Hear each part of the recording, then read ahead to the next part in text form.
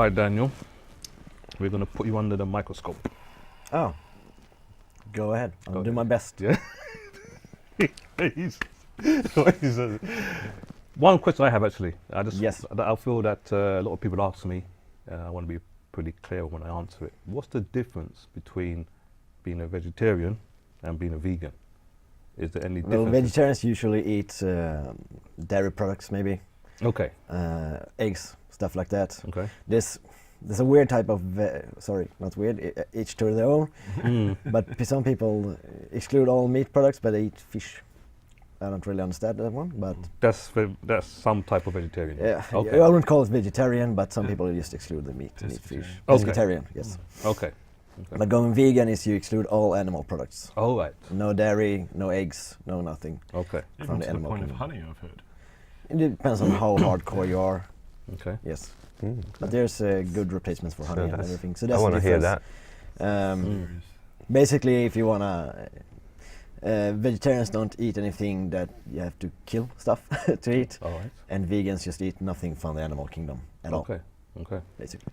Because it's growing. That population is growing. Yes. A lot. The vegan is especially. Yeah. Vegetarians have been, vegetarianism has been popular for some time. Veganism is coming more and more. Okay.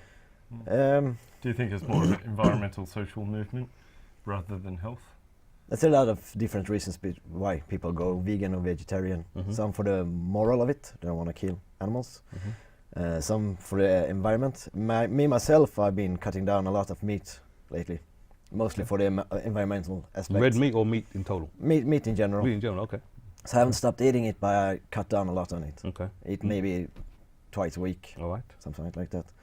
Meat. I still eat dairy products and eggs and stuff, but the meat's cut down. There was a report now a few weeks ago that says that we should eat about, if you spread it out, about 14 grams of meat a day for environmental reasons. 14 grams? That's not so much. No, it's really little. Really but you can like clump it up if you want to eat meat once a week instead and have like a bigger one. Okay. You can do, but so 100 grams. About 100 grams a week, something like that, for environmental reasons. Okay. What are the environmental reasons? Well, the meat industry as it looks today is really, it takes a lot of toll on the environment. Okay. All transports, and in Sweden we're really good at how to breed livestock and how to slaughter it, and everything is quite nicely done, but just go Denmark or Europe in general, or there's really the cattle are butchered at one place and then transported another place to be butchered. Slaughtered one place, butchered another place, sold in a third place, transports all over the place. I heard a thing about, and that goes for kind of a lot of different things in eating. I heard one was working with in the seafood industry, and apparently it's not uncommon to take shrimp fished up here and fly it to Poland for peeling, and then fly it back. Because that's the cheapest way to do it. And that takes a lot of toll on the environment. Even further than Poland. Yeah, exactly. And if you go further away, like eastern parts maybe, or over to the great old US, things are transported all over the place to keep costs down, which takes a lot of toll on the environment. And then there's different aspects on the how you feed the livestock. In Sweden, we are as well quite good at locally grown grasses and stuff. But I guess like in the US, they feed the cattle a lot of corn, soy, a lot of soy products. We can't grow soy in the north, so we have to transport it over here. So a lot of the things that. In the Amazon rainforest, for one, obviously being cut down. Yeah, and if you look at the Brazilian parts, they cut down for grass areas. So there's a lot of aspects you have to. That's the thing that you need to consider when you think about your food. There's a lot of aspects, not just like what macros have I on my plate. There's a lot of different things that goes into. Of course. Me personally, I try to look at the quality of what I eat, and if you look at the quality, but how do you look at that? I mean, when it comes to meat, I try to buy my meat locally. Yes. And then the quality automatically kind of comes up, and the environmental cost is less, and it feels better. Yes. So what I look at it is like meat should be viewed as a kind of a luxury. Eat every once in a while. Buy more expensive. Don't go buy a fillet for 50 crowns somewhere. Yeah, every once in a while, but really high quality. And in foods in general, quality above quantity. Okay. If you just want one thing to change in your diet, if you feel unhealthy, the best advice I think I ever heard was someone said, spend the same amount of money but on less food. Okay. So up the quality and down the quantity. Okay. Okay. Exactly. That's interesting. It's interesting. No, I agree with that. I mean, you're more experienced in reading about this stuff than I am, but when it comes down to the mass-produced vegetables, let's say tomatoes, there was a study that I was reading in America regarding the amount of nutrients in a tomato, which is grown in a factory setting, sort of basically, compared to the tomato grown in grandma's garden out the back, which has been fertilized with old chicken feed and scratched up, and it's the old traditional way. Basically, the paper was saying a tomato can't be classified as tomato anymore. Well, it depends on where the tomato is grown. Yeah. We have different rules than the US have about how to manipulate. And that's also one thing that I see a lot of, especially in social media. People taking examples from the US or Asia or something, and they apply it to our way of growing things. Right. But we're really good at the rules in Sweden. We have much harder regulations. Okay. On most things, not all things. We're not perfect, but most things we're really good at keeping, like the antibiotics down in livestock and the nutrients in food high, the way we grow things. But does that go for Europe as well? Because most people's fruit and vegetables come from Spain. Different from country to Poland. country. There are general regulations in the EU, but not depending on which country. And also you have to sometimes, to be a bit harsh, you have to be the country themselves. Yeah, they might have the rules on the paper, but how good are they following up? Do they do? Okay. Like when I was in Montenegro, we spoke about it, and they have a lot of perfect environment for having really nice vegetables, but no one cares about the rules. So they just do whatever to make profits. Okay. According to the people I spoke with. I have no real facts on it. Sure. And that's a theme you see if you go all over the world, where people are the healthiest is where they eat locally, they keep their traditional food, and the places where the people are most unhealthy are places where they should be super, super healthy, like Pacific Islands and Hawaii and Samoans and stuff. And their culture, the food culture, have been destroyed over the last since the 40s, 50s. Okay. Eat a lot of processed food. Okay. Like in Hawaii, spam is super common in their food and stuff. So. That's really important to know. And also, there's a difference between genetically modified and how to grow, because we have modified basically everything we eat. If you look at a banana or corn or whatever, it looks nothing like when we started growing thousands of years ago. Crossbreed different species and stuff. That's for everything, but when we start going into the DNA and splicing and fixing, that's another thing entirely. Yeah, it's like sped up natural evolution. Exactly. The piece of corn that you're talking about that's changed over thousands of years. And then there's the actual scientific DNA. Exactly, where we go into it and we microscopically spice it and modify it. So that's when you start lacking the nutrients and stuff. Not crossbreeding two different types of tomatoes to have a meteor tomato. That will still have nutrients. But if you go into a lab and you fix it, might be a bit iffy. Yeah. But is the way we're eating today contributing to some of the major health aspects, negative health aspects that are affecting society today? Yes. Yeah. Okay. No doubt, for sure. That's for sure. Yeah. It's not just lack of exercise or more and more people going backwards in how they're eating more, growing their own foods, eating locally sourced, the way we ate 50, 60 years ago. Okay. What happened was maybe if I would say 50, 60 years ago, it's been maybe the last 50, 60 years that we've seen the health problems that we have today, which is one we spoke the other day about Stonish diets or paleo diets. When people say we should eat like we did before, we became farmers about 10,000 years ago. Well, if that's true, that we should eat before that, then why haven't we seen the health problems we have for the last 9,960 years? We've seen it for the last 40 or 50 years. So what happens was we started becoming really good at processing and making food cheap. And in big parts of the world, food was scarce. You didn't have, go back just 100 years ago in Sweden.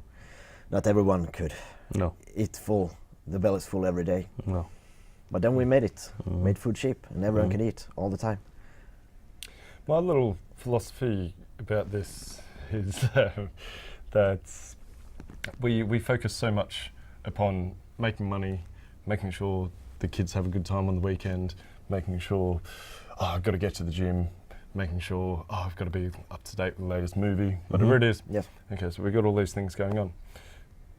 And it seems to be that we spend so much time on these little things that we're actually missing out on the fundamental thing that actually makes us do it all. And that's the food to begin with. So if you wind the clock back 10,000 years, you'd wake up in the morning, you essentially, from morning to night, you're essentially on the hunt. So you dedicated all your time and energy into it. When you were touching on the spending more money on better quality food, that essentially links up with this little theory that I've got, is that I think we need to dedicate a lot more time and consciousness to our food, rather than grabbing that quick Burger King on Saturday night, which is, I think, it's all well and fine every now and then. But you know what I mean? It's like actually get the kids involved instead of, it is an actual activity for parents to do. And I know this is hard coming from someone who doesn't have kids and has never raised kids. So please pop in. Yeah, so please chip in if you want. But basically, I think we need to bring back that whole meal time. Take the kids to the marketplace to meet the farmer, or just to pick out the carrot, to washing them, the whole chain, or just the meal time itself. I'm really happy that my parents made sure that every night we sat down at a table with usually not with a TV on or anything. We sat down at a table, the four of us, and ate dinner together. I do it every day, basically, with my family. And when I speak to a lot of my clients, that's also something that I point out at the very beginning, that food isn't really that easy. You know, making dinner, buying food, it's not really that easy. You know, spend some time doing it. Prepare yourself. You know, think about what am I gonna eat for the next week. You know, most people don't know what they're gonna eat for lunch, and it's already 10:30. You know, so and when you don't have a plan, you know, you have to do everything in more or less of a panic situation, and of course it's not gonna turn out optimal. You know, so a plan or get some knowledge on how to do it. You need to start at the right position. Start from the beginning. You can't go from say an unhealthy lifestyle, from starting the day I'm going to start eating healthy, then what's healthy food? We start by getting knowledge. When you learn how to drive, you don't start by going on the freeway, on the highway 110 kilometers an hour, just freebasing it. You start by learning how to drive, and then you accelerate, and then you start somewhere and you get better. And allow yourself to make mistakes.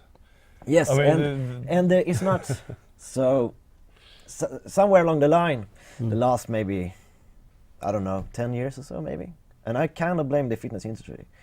Health has become hard. It's kind of like, it's so hard to be healthy. If you want to be healthy, you have to do this and this. It's really hard. I guess you can chip in on this. You've been in the fitness industry longest of us, I think. When it should be the most fundamental thing to everyone. It's very basic. Yeah. When you break it down, it's very basic. But the basics are today with the modern lifestyle. A lot of these basic things seems hard, you know, because everyone's striving for to make their lives easy. You know, it's the modern lifestyle is making things easy. You know, you want to sit down, get everything just here. Don't want to do anything. Don't want to think at all. Make someone else think for you, and then it gets easy. But yeah, sure. When you really break it down, it's very easy. Yeah. Basically, you sleep 8-9 hours a day. You exercise. You eat real food. Yeah. All right. That's it. Quite easy, you know. No, yeah. But compared to the modern, very twisted lifestyle, if you look at it from a basic basal point of view, you know, the modern lifestyle that a lot of people live, especially in the big cities, are really messed up. You know, they're really twisted. The way they live, the stress, so the consciousness, not on the right. Well, going back to what Scott said earlier, you're on the hunt for money to buy stuff. It's common in both businesses as in people's lives. For some reason, health is the first thing that goes. Yeah. I have to buy this iPhone, or I have to go on vacation to Thailand each year, or we need a brand new TV. Is your TV broken? No, but we need a new one because there's a new QLED TV. Everything is graded above health. Yeah. Yeah. And the health often comes at the bottom. The time or the money, you don't want to spend it because I have to buy a new iPhone because there's new on the market. But if you take those, well, it's so expensive if you eat healthy. Well, you just bought a new iPhone for 8,000 crowns out of nowhere. The amount of times I hear that, people will be standing in my clinic. Now I'd like to see you again probably 3 to 4 times over the next 2 or 3 weeks because I want this acute injury or acute ryggskott type thing. I wanted to get you in here 3 to 4 times. Firstly, it's the time. No one has any time for their back issue, yet they're happy to go dedicate from 7 in the morning to 7 at night for work. With pain. They have to get to work. And you have kids as well, but you can't actually function with your back the way it is. But you're willing to push through that invisible brick wall anyway. And then money comes into it. Oh, how much will that? Because I have a private clinic. I'm not with the system. So I might say, 3,000 to 4,000 crowns. Oh, that's I'm not sure about that. And they're on their latest 8,000 crown iPhone. Yeah. Priorities, man, priorities. I'm a very giving and very humble sort of person. And there's at times I just want to stand up and go, you know what, just cut the bullshit. Fine. Because if you don't have the when it comes to nutrition, if you have the basis good, then you can eat Burger King every now and then. Maybe not Burger King, but you can have a burger every now and then, or a pizza, or some candy, or whatever. If you have a good foundation, as in with health, if you have a good foundation, everything else will be easier. Well, if your foundation is lacking, then everything else will be more of a hurdle. If your back is hurt and you don't take your time to fix it, then everything else is going to be everything else is going to take more time, and it's going to be more of an issue. And you have to go to work. Well, if you don't fix your back, maybe you'll have to be on sick leave in a matter of months. If you just take some time and spend some money on fixing the foundation, the basis, both in nutrition and in health in general, then you have everything else becomes easier and more effective. That's very true, because most people today, don't have that basically. They don't, the basics are not there. They don't eat, then basically never eat really healthy, and then they want to add some ice cream and some candy on top of the already kind of unhealthy lifestyle, and they want to. They had a hard day at work. Oh, do I really need to train as much as 3 times a week? Yeah, you sit down. The rest of the day. 3 hours isn't that much. 3 hours a week. Maybe if you had an active lifestyle, maybe you didn't need that. Maybe you could skip 2 and train once a week if you have an active lifestyle. But you don't. And so the basics is not there. But for some people, sometimes people, I can't start. It's too much to start eating healthy and starting exercise. So you just tell them, start with one thing. Start with, and then I always say, start with the exercise. Then fix your food. start moving first. That's interesting. I start the other way, and I'm the exercise guy.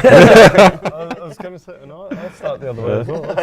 I usually start because there's a lot of studies that say it's better to be a bit overweight but active than it is to be That's true. proper weight and not active.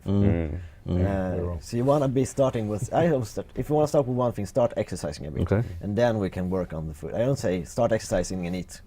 Keep eating shit, but start with the exercise. Start getting active, and then we can work on the food on the basis. Okay. And you touched on a subject there, like I had a bad day at work.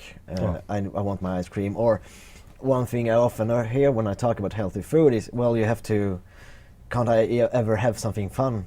Man måste väl få unna sig something good. Yeah, you should do it every day. But maybe you need to change your perspective on what nice food is. Because how often have you heard, like, I try to eat healthy on the weeks so I can have something unhealthy on weekends? Many times. Well, They don't if you eat have that healthy on the perspective, well, week. then the healthy food is just a way to get to the unhealthy food. Then you will never change your lifestyle. No. We're really good at this. We start when kids are young. Well, if you eat your dinner, you can have dessert. Right. That will lay the foundation for that the healthy food is just a way to get to unhealthy food. Yeah. And then the healthy food, if you ask a lot of people, it's like, oh, it's boring salads and it's super boring. No, No. it's really good, nice food. You just need to learn how to prepare it correctly and change your mindset. Exactly. Yeah. Make sure that you think about the healthy food as nice, good food. And also not to, another common mistake, or not mistake is the wrong way, because a lot of people don't think about it, is how you think about your diet. Because a lot of people, when they want to start eating healthy, they start by thinking, oh no, I can't have this. Exactly. I'm not allowed to have candy, I'm not allowed to have this, ice cream, whatever, pizza, whatnot. And that just acts as a trigger. If I take your phone, I put it down, I say, Ola, no matter what happens, you can't look at your phone. Yeah, you will just focus on the phone. Why can't I look at the phone? I just want to flip it. If you have that mindset going into a healthy diet, no, I can't have this, I can't have this, I can't have this. I can only have this. Of course, you will keep it for a while, and then you will.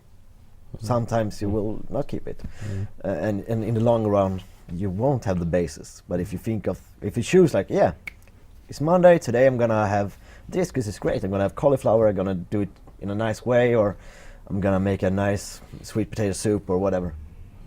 If you make sure that your basis is nice and you like it and it's good to eat, then the other things won't be as attractive. Sure. So my way of thinking is, yeah, sure, I eat pizza and burgers and whatever. I don't go, oh, as soon as Saturday can have my pizza. I can have a pizza on a Tuesday, Sure. and I can have a salad on or corn, quinoa, whatever, on a Saturday. It doesn't matter.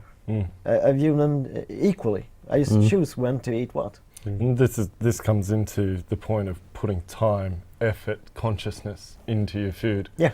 Because all the pictures going around from your McDonald's, Burger King, Pizza Huts, blah blah blah, all those unhealthy places, they're beautifully represented. Oh for yeah, a yeah, reason. yeah. As soon as that catches your eye, bang, straight in. There's and a if lot you of, were able to do that with your own food. There's a lot of. If you're gonna go into the psychology behind fast food places, we need another hour. Okay. It's super interesting. The whole place is constructed for you to get in, order as much as possible, eat it quickly, and get out of there. All the way from the. If you ever think about it, if you go into McDonald's or Burger King or whatever, there's no comfortable seats. The lighting is kind of shitty. They want you not to stay there. Just go in, eat, and get out. That's why they have the plus size menus, because they saw that you are more likely to say. That's why they also ask, do you want an extra large one or you want a plus size? Because you're more likely to say yes to that than to yourself order extra large. Right. You're more likely to order a large portion from the start than to go back and buy another burger. Yeah. It's a lot of psychology that goes into how everything Add from a the start 10 crown cheeseburger. Yeah. Yeah. You want to add a Plus. 10 crown cheeseburger, it's only extra 10 crowns. Oh yeah, sure. Sure. I take one and then you eat another. Yeah. I mean, Or you 600 don't, calories. you just throw it away. Yeah, Yeah, exactly. But it was so cheap. yeah, exactly. I mean, one of the things that starts to worry me a lot is the kind of food that the kids are eating at school. I mean, my son, he complains. I don't know about your kids, or my son is 13, and probably 3 out of the 5 days he's complaining the food at school was shit. It was of course he doesn't say shit, but food at school is really Yeah. bad. I said, what do you have? He's like, yeah, some like, meatballs, mashed up potatoes. Nothing really that's healthy or it's just full of processed flavors, So then what the kids do, they don't eat it. They go out and then they buy, sandwiches or McDonald's because they want to eat the school food. So I'm thinking, but these kids are meant to function off that school food to have a productive day at school. Yeah. So how can they function by one, not eating the school food because it's bad, then going out and buying fast food to supplement that? Yeah. At least they're 13. I mean, 12, 13, and then they're growing up into that system. Yes. Well, now, okay, right. It's the critical age. Yeah, critical age. Yeah, well, we laid the foundations earlier, and then it enhances when you're that age, and then you have your lifestyle. So all this Red Bull, and now they're buying Nocco and all that kind of stuff. And then I'm tired.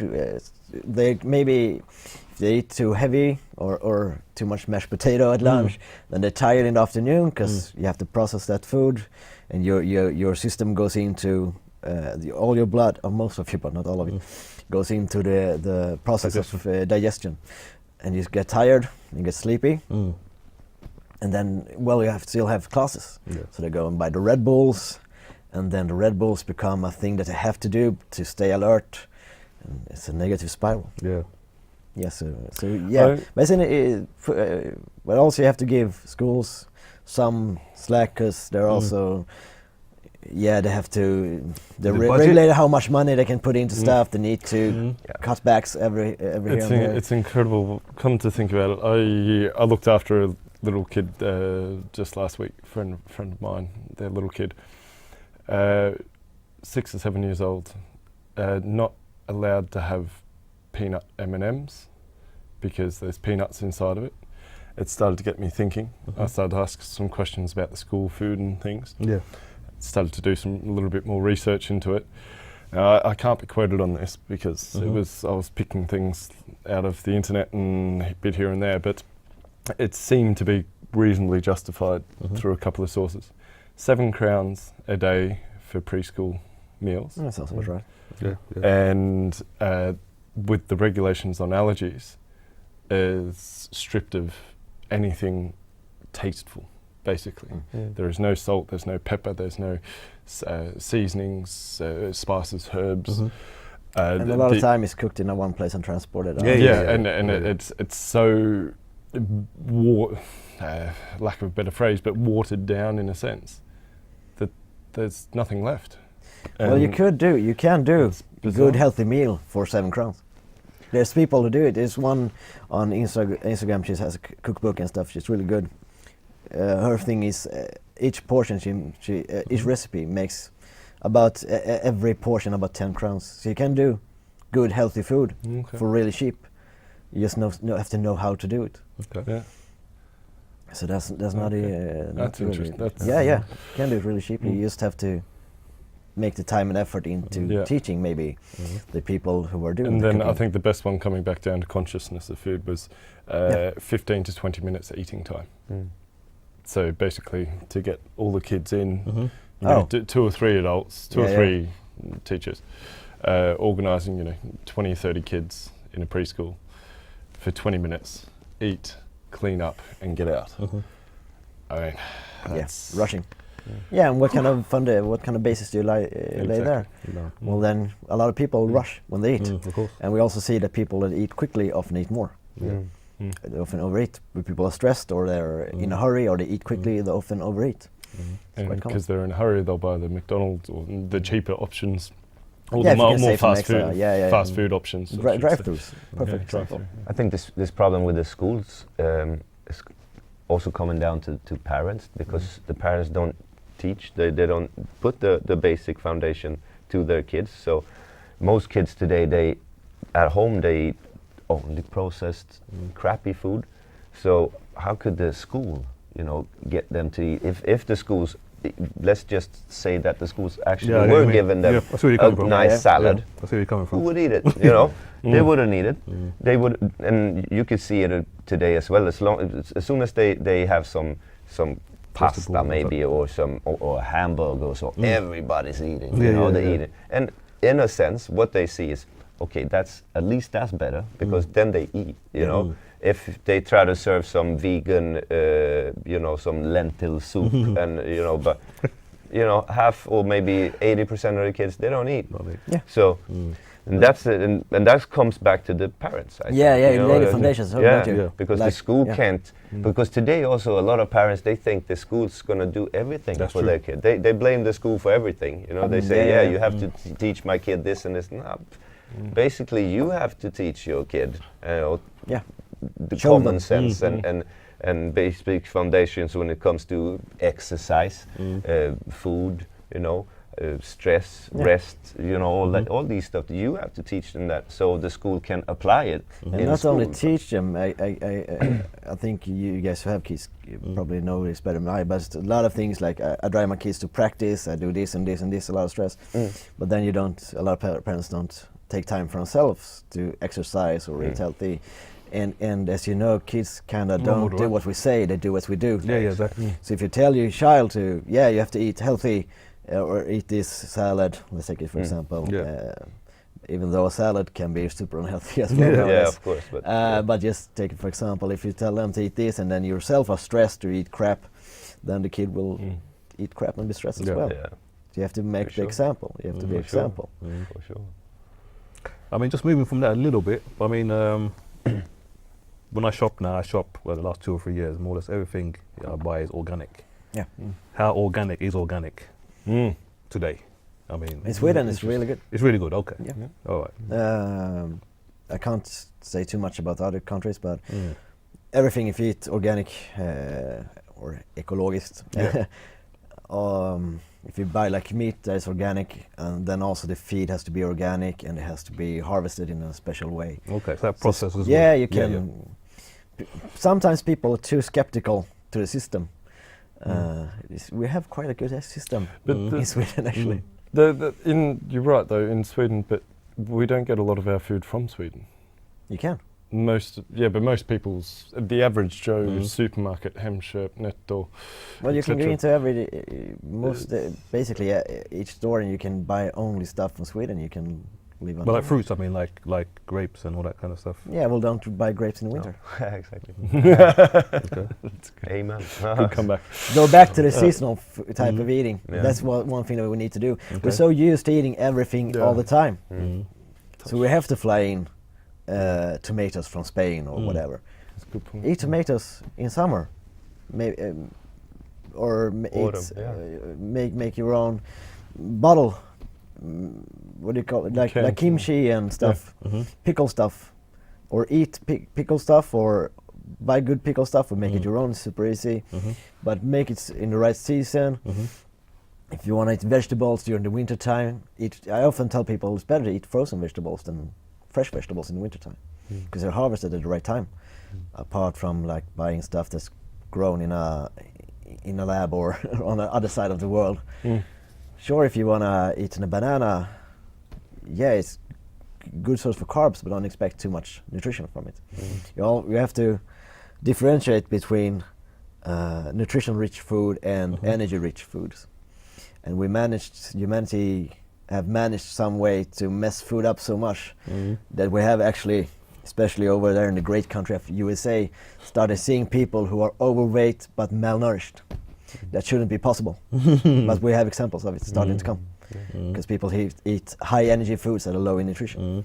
Should be the other way around. Yeah, kids, especially I heard here in Sweden, even you can see that kids are starting having deficiencies and are overweight. You know, it's like shouldn't be possible, but we managed to do it. All in the search for money, as you talked. I feel like back in the days, obviously, when I was growing up, you know, when I go shopping with my mum, forced to go shopping with my mum for food. You know, you go to the meat store for meat. Yeah. You went to the fish store for fish. You went to the groceries to buy groceries. But with the fast-paced lifestyle we live today, right? You go to the supermarket and you buy everything in one place, right? So have we lost quality there also by going to one? Well, there's good supermarkets, and it's up to each and every one to make a conscious decision about what you eat. Maybe not just shop for the lowest prices. Okay. But look into the quality instead. Like I said, maybe buy a bit less food and pay a bit more. It's often like, oh, this apples are so expensive. Well, the problem isn't that healthy food is expensive. The problem is that unhealthy food is so cheap. Okay, that's true. So that's the thing. Our way of viewing food oftentimes have been skewed. It's been weird that we think if food should be super cheap. Well, that comes from I think it was the Reagan or Nixon presidency in America in the 1970s. That's where the big shift was, because food was becoming too expensive for the regular sort of household in America. Okay. And that's when the high fructose corn syrup was really introduced by the I have different Department things of about just high fructose corn syrup. Yeah, but basically it was around that late 60s, 70s sort of era, post-war, where the science really got fed in to food manufacturing. Yeah, and those additives and were also made so cheap that post-war, World War II, a lot of people didn't have food, so they had to make cheap solutions. Okay. Because the entire world had been at war, basically. Food was scarce. A lot of people were poor. Because if you take in the U.S., maybe their fathers had been killed because they were soldiers, whatever. A lot of people were poor. A lot of people didn't have food. In Europe were devastated. We had to make cheap solutions all over the place. And apparently, that's one of the reasons why, like the Pacific Islands and stuff, eat so crappy as they do, even though they should have great, they have everything, all possibilities. But in 30s, 40s, the US started testing their nuclear bombs over there and to make sure that the people who lived there had something to eat. Well, then they gave them their canned foods. And then over time, it became part of the culture. And we started. One thing I heard, don't quote me on this because I saw a lecture on it, but I haven't researched the guy behind it. When you talk about health and food especially, you always have to know who you're talking to or who you're listening to. Oftentimes when people say that food lack the nutrients and stuff, surprisingly often they just happen to sell a supplement. A poor girl, Scott can probably relate to her, called me this, I think it was a few months ago, trying to sell me a vitamin supplement. Because the food that we grow nowadays don't have as much nutrients, minerals and vitamins, so we need this supplement. Of course she would say, because she wants to sell the supplement. And when I started questioning her, eventually she just said, oh, I give up. And she hung up. She tried to use a lot of examples and she said like, you know that a lot of soil today lack the nutrients that we used to have. And I said, yeah, that's not true. This fall there come a big meta-study. A meta-study is when you compile a lot of studies together. And it said that it's not true, that we have a lot of nutrients. Maybe it's a bit less than it used to be, but it's still plenty. Right. And most people eat more, so the nutrients you get. Exactly. And even if you had, say, if your need is 50, and you used to get 100, and now you get 90, and your need is still 50, then you still get more than you need. And she tried to use a lot of arguments about when we did research on some hospitals over in Norway, and a lot of people use science to twist and turn and make the findings they want to be seen. Yeah.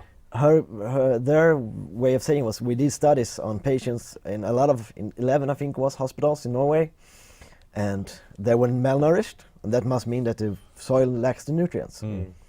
Well, it depends on how many patients on a place, why were they in the hospital, how long had they been in the hospital, had they been in the hospital for a long time, that is only proof that the hospital food is shit. So I've seen a lot of people ask me about different like Netflix or YouTube documentaries, and oftentimes in these documentaries they cherry pick and choose the what way they want to use. they use science or statistics to get the answers they want. On that note, a message to those people who are going to listen to this video is, if you do watch a Netflix documentary on food or health or whatever, and you don't go to the credits at the end, find where their research has come from and actually look at that research yourself. for sure. Then That's you've wasted the hour and a half. Yeah. Or just a question. Yeah. Who am I listening to, and why are they saying this? But it's a mess when it comes to nutrition and food, because there's so much there's so much science, and there's so even here, if you're coming into let's say a pharmacy here. When I was studying nutrition a couple of years ago, I used to do that a lot for fun, because it's fun. You coming in and you ask them for some advices, and they give you. You're at a pharmacy. I mean, 95% of all the population, they rely on the pharmacy. They think pharmacy is like a doctor. Yeah, basically, you coming in there. So you have a cold. Yeah, you get this vitamin C tablets too, and there is no research whatsoever, never, that can prove that your cold would get better from eating a lot of vitamin when it comes C. to pharmacies, it's quite often quite good. But you have to think about that. People who works in pharmacies are pharmacists. Yeah. They're not are, nutritionists or dietitians. No, exactly. But a lot of people think that. They think they look at them like doctors. Perception. Yeah, exactly. And you have to always know that just because one thing is true doesn't mean that another thing isn't true. That maybe medicine or something will help you, yes, but also you can get it from food. And a lot of the documentaries that we just mentioned, they just take one example. This way made people healthier, but that doesn't mean. There's a reason why people say that they're living healthily on low carb, high fat or high meat diet, and there's a reason why people who are vegan also can be healthy. The issue is not they're looking at the wrong problem and the wrong solution. Not looking at the bigger picture. They just cherry pick which ones. I'm going to say something that might be a bit out there, Dan. You might agree with this, I'm not sure how much. But I think essentially we've given a lot of our health over to the state. You break an arm, run off to the hospital, get your arm fixed. Fair enough. We all know a broken arm doesn't heal great when it's taken outside.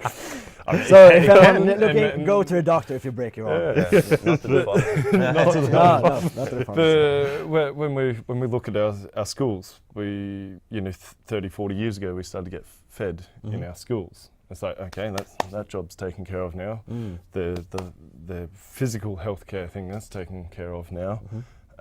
Mental health, that's been a bit of a recent thing, and still there's very much the culture of you're sad, cheer up then. Basically, we're giving so much of our essential life necessity points to somebody else to look after. That self-responsibility and self-education on the topic of health is just non-existent, pretty much. And so therefore, if one doesn't look after their regular health, and one doesn't have a knowledge about their health or what should be healthy for you especially, then what's the point in chasing the dream job, the dream family, the dream whatever? If you're missing you talked about last week the 3 pillars, nutrition, exercise, and rehabilitation, recovery. In my opinion, there's also that pretty much just makes one solid pillar, and then from that you have all your job aspect, your family aspect, your social aspects, and everything come off. So in effect, those people who come out there and say, but I'm just not that interested in health. It's like, you're not interested in life then, are you? I mean, maybe that's a bit of an extreme. Yeah, but it's also, I work a lot with coaching and lifestyle changing and the mental aspects. And when people say that, I often meet people when I'm training people who are, I'm lazy, I'm just a lazy person. Well, I haven't met a person that actually was lazy. It's just different aspects that's behind. And they use lazy as, well, I guess I'm just lazy. Well, nutrition is hard. It kind of have become hard because there's 1,000 different experts that tell you to do all kind of things, and the actual science is often pushed aside. We did a study when I went to school, when I went to university, about how newspapers portray when it comes to nutrition, scientific nutrition, and what's the latest fad. And oftentimes the scientific things were in the what do you call it, the beginner pages, when it's only just texts. The first couple of pages that no one reads because they're just boring. and was like a big, one of the articles we saw is a big chunk of text. Quite, in all fairness, scientific reports are super boring to read. I mean, I'm an academic, I still don't like reading them because they're so boring and confusing. And they basically just printed that, a big chunk of boring text. And then when it came to, I can't remember which diet was popular at the moment, but it was in the middle pages, great bright pictures. Science is pretty much always neutral, not personal. And the diet part was like, yeah, I got healthy, look at me. And then you have a face and you have a personal story and you can relate to it. Relating to, yeah, we think that maybe it's a possibility that if you eat protein quite closely to do a workout, it might be beneficial to you. Yeah. What? What does that mean? Yeah, exactly. Exactly. So that's there's a bridge between science and everyday people. That's where mostly why I do my work, trying to make the science more approachable for people. I mean, to wrap this up, Daniel, in its complexity, with all the different sources that are available today, media, science, trainers, education, you name it, how can we make it simple? How can we simplify it? Back to basics. Back to basics. Just go back like your grandparents ate, whatever, when we were farmers. When Sweden was a farmer society. They ate a lot of vegetables, a lot of root vegetables. They had a little meat, little bit of dairy. Just try to keep it as complete as possible. Don't focus on I'm just eating these sources or this source. Eat as much as possible. Cut down on the highly processed foods. Try to, eat a burger every once in a while, but if you want to eat a burger, go to a place you know that they do good, nice burgers. Go to a good pizza place. Don't take the cheapest one. Don't spend a little bit more money. Get some knowledge, some easy knowledge. Go back to husmanskost. It's great if you do it correctly. Nothing wrong with it. Okay. Just keep it easier. Don't get lost in the jungle of quinoas and spinaches and whatever is on the. So basically, buy the majority of your shopping from the fresh food section. In the right season. In the right season. In the right season. And if you're gonna seasonal, as locally as possible, as the tip that I often use to tell people is make sure that your food has such a short ingredients list as possible. Okay. Always say The less ingredients, the better the food. Yeah. Okay. If you have a bread that's supposed to have like 4 or 5 ingredients, if it has 30 ingredients, question it. Right. So try to make your own food as much as possible, and if you don't have the time or the knowledge to make some dishes, try to buy them properly done, not the cheapest ones.